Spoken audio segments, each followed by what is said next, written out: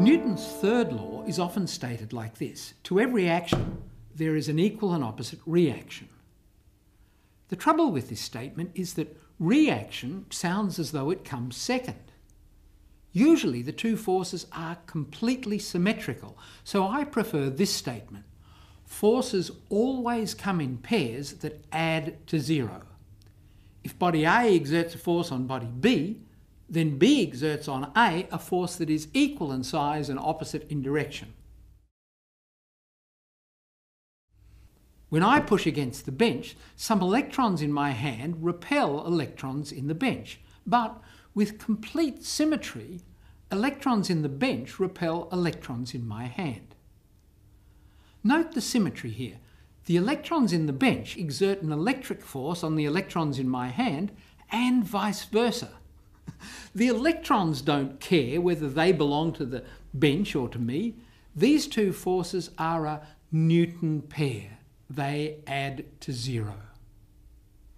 Here are two electrically charged balls repelling each other, another Newton pair. Another familiar but related force is magnetism. This magnet and this steel bolt attract each other with equal and opposite magnetic forces, as do these two wires carrying large parallel electric currents. Nearly all the forces you meet in everyday life are fundamentally electromagnetic. We'll say more about these later. The one exception is gravity. Gravity also appears in Newton pairs. The Earth attracts the Moon, and the Moon attracts the Earth, and these two forces add to zero.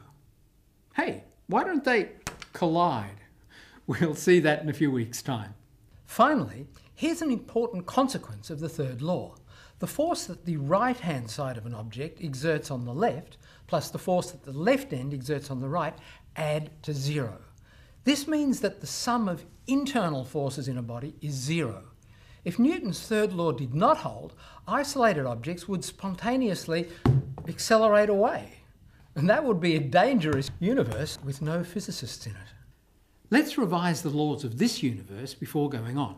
F total equals ma, and forces come in pairs that add to zero.